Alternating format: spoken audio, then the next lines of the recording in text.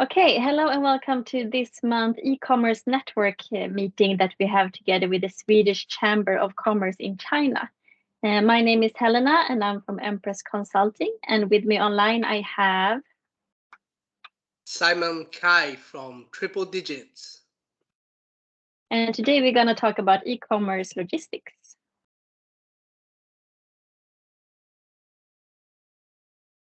So today we will go through the three most common models when it comes to e-commerce logistics in China. So the first one is when you have a domestic store and you import the products to China. The second one, if you have a domestic store, but the production is in China. And the third one is if you're having a global store and working with a cross-border model. So the first model we will discuss is the domestic store when you have imported products.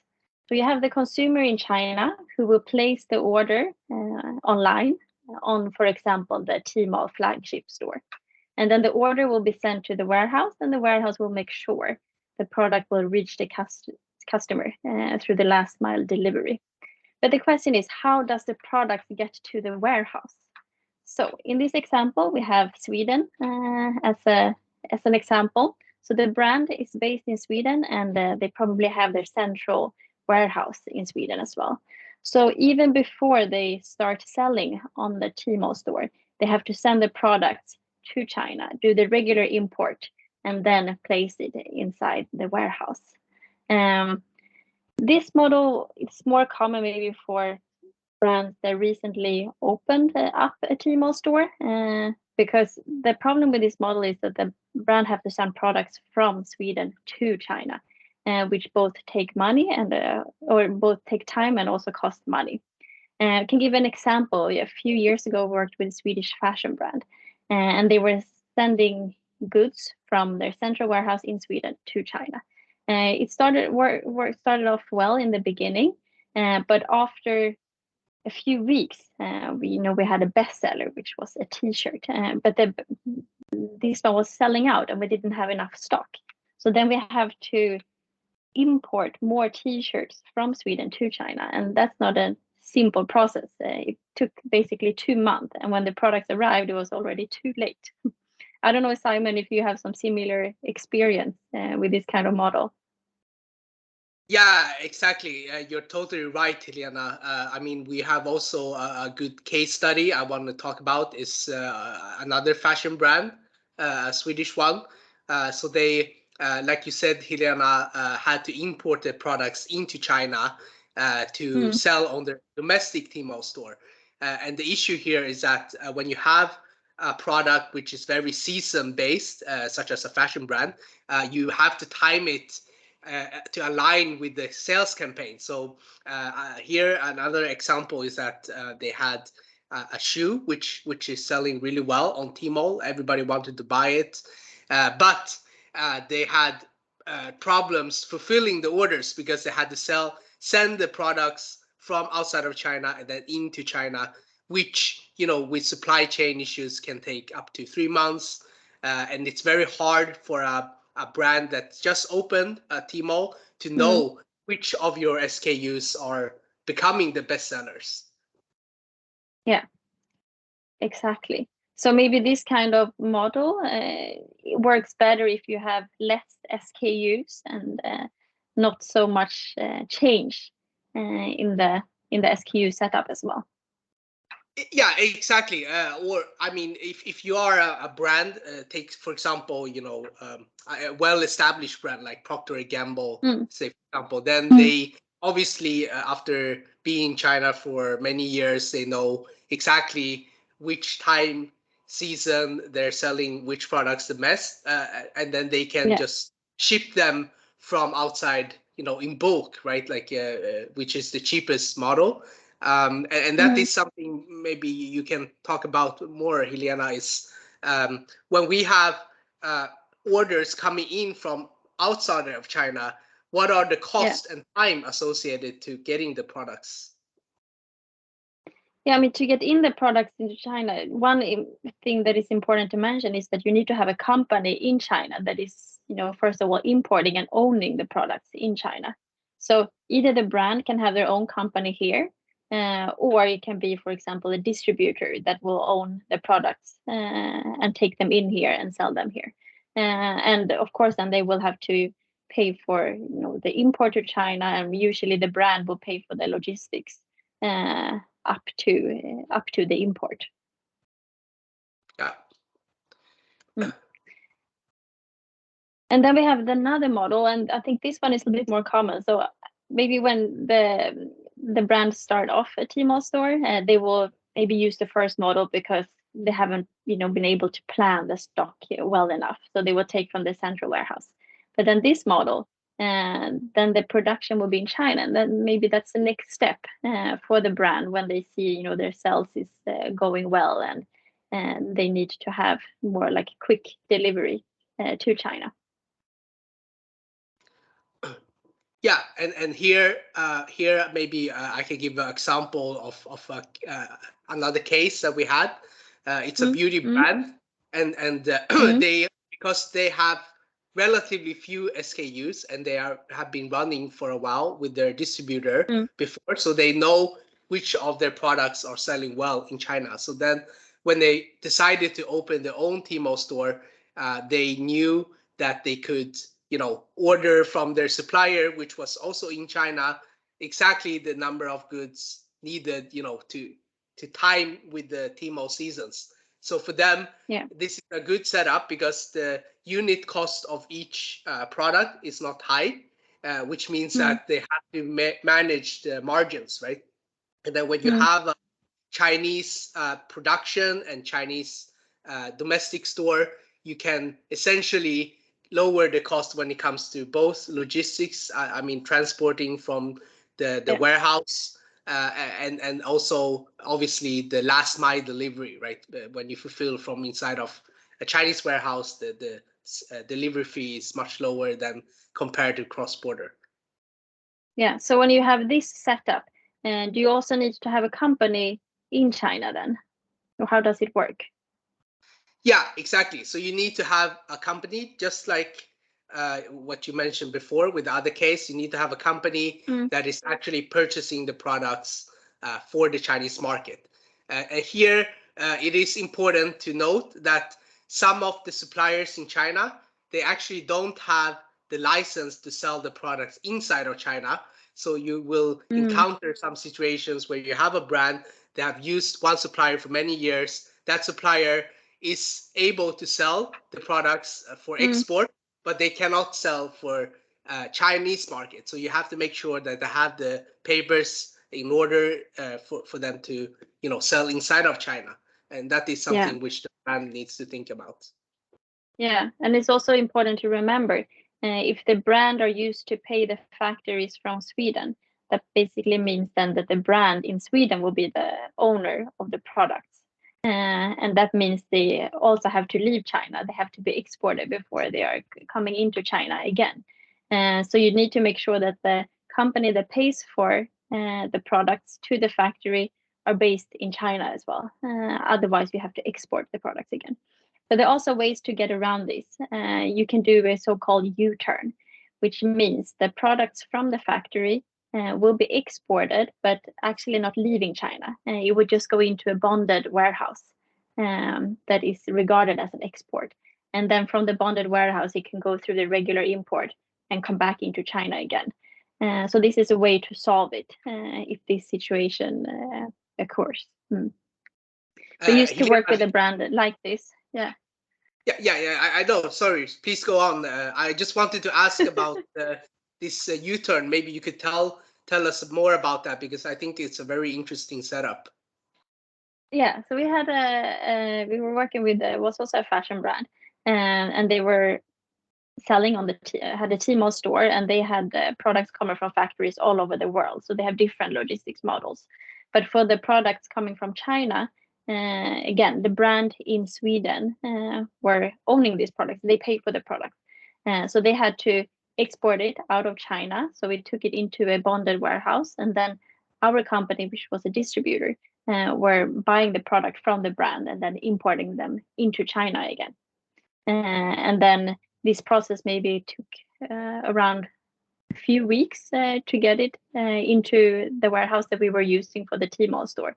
So it's a much quicker way than having to send products out of China and into China again. Even though of course it needs an export and import process, and that also of course comes with a cost. But the logistics will be much cheaper than sending it all over the world, and also better for the environment, of course. Yeah, I totally agree. That's a very good setup for many brands, I believe. Yeah. And then we have the third one, which is cross-border. So what does cross-border mean, Simon? Yeah, so cross-border means that you actually have your products, the stock outside of China. So that means that you essentially send the product inside of China when there's an order. And here, there's a couple of ways to do it. For example, I will give one of the cases that we have done with a brand, which is it's a fashion beauty. Sorry, it's a beauty brand, and then they essentially have a Tmall global store. And then when they receive an order, they will send the order from the bonded warehouse into the consumer. So what does that mean? That means that they have a stock in a bonded warehouse, which is counted as, tax-free zone. And that bonded warehouse can be anywhere in China, and it can also be outside of China. But usually it is within China. So that means that the brand, they can send a bulk shipment by boat or by plane, which is much cheaper than sending individual orders. And then when you actually have an order from Tmall Global, then the product will be then cleared, paid duty, and cleared for last mile delivery to the consumer. So basically, you clear the product one by one. It's not like a big shipment together. So when the customer, before the customer order is sent out, you basically do the duty just for this order. Exactly. So it's a flexibility for the brand to essentially control their stock, right? Because what we have experienced while talking to many brands, they often have a limited stock that they need for their world global sales, right? So they don't want to lock up too much stock to China, but at the same time, they don't want to risk that they don't have enough stock when there's a hot selling item. So this is a good way to control that, because essentially they can, if they need the products for another market, they can then ship it back to the central warehouse or to any other warehouse. Yeah. And one of the benefits with this cross-border type of store is that the products doesn't have to go through the same sort of like testing compliance to be sold in China. Is that correct, Simon? Yeah, that is correct. So actually, the most common setup is for beauty brands to have a Tmall global store, and then they ship their products from overseas. And that is because they don't want to do the animal testing, which is still a very sensitive topic for many beauty brands to sell in China. Another benefit with the Tmall global store is that they don't need to register for trademark or have a Chinese entity. So they can essentially use, in this case, for a Swedish company, they can use the Swedish company to open the Tmall store, and they can use the trademark that they have for example, Europe to open the store. So you don't need to, go through the investment and the time process to set up a Chinese entity. Okay, and you said the bonded warehouse could be both in China, but also overseas.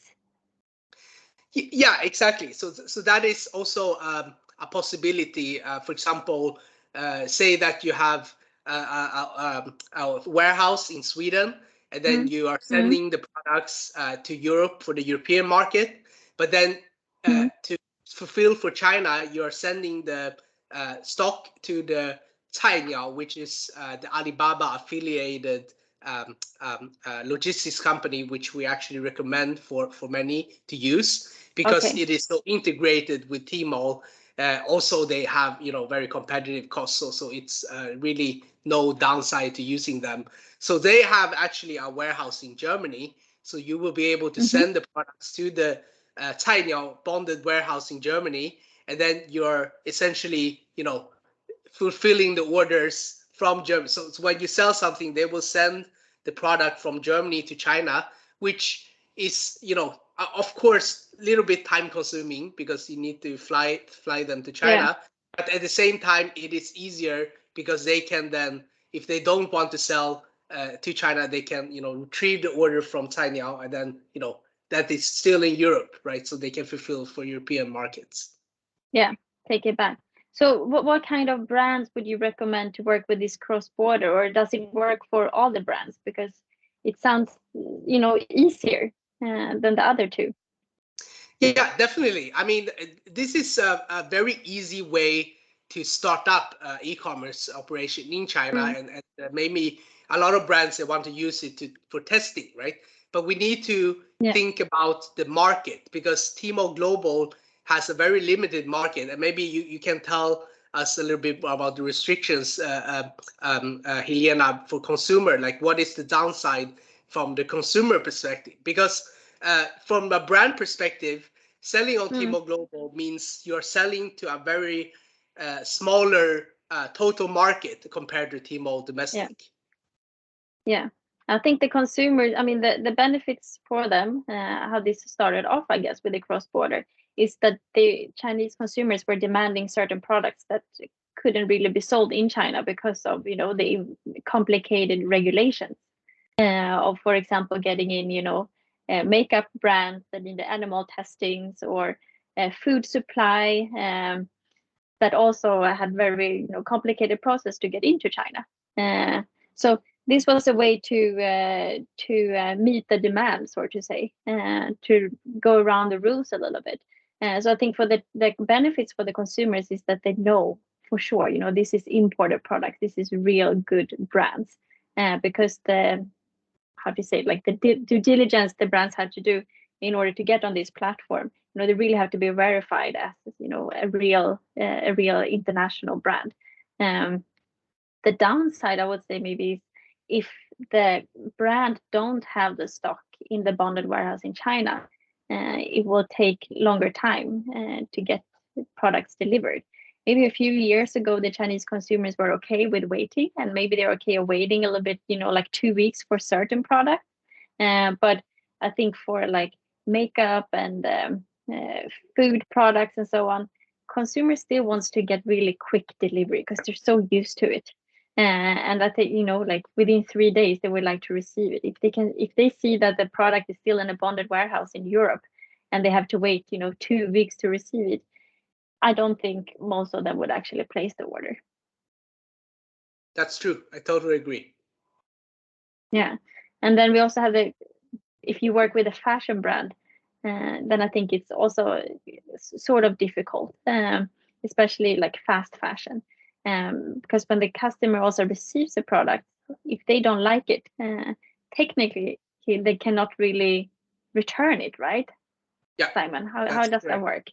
That's correct. I mean, the Tmall Global store doesn't allow for returns, so it's a very it is very for the consumer perspective, it's not the ideal, right? Because they're so used to being able to return the product they don't like. Exactly, especially if you buy like, fashion. Usually the consumers will buy, maybe 5 items, but they actually only keep 1 or 2. So, they're used to return it as well. And you cannot try on the size when you buy, from the cross border. So it suits certain products more than others, I would say, and it's very important to have most of the goods actually in a bonded warehouse in China in order for you to really, get advantage of this model. Yes, I totally agree. Okay. I think that's it for today. Next topic, we will talk about big sales campaigns. There's a big sale campaign in June called June 18 or 6/18. And we will also talk about Double 11. How do you prepare for this? What to expect, especially if you're a new brand in the market. How much discount do you have to give, and like how do you actually monitor and see that the campaign was a success or not? Okay, thank you very much. If you want to get in touch with us, you have Simon's contact here to the right and my contact here to the left. Thank you, guys. Thank you. Thank you for Yes, listening. have a nice day. See you next Bye. month. Bye bye.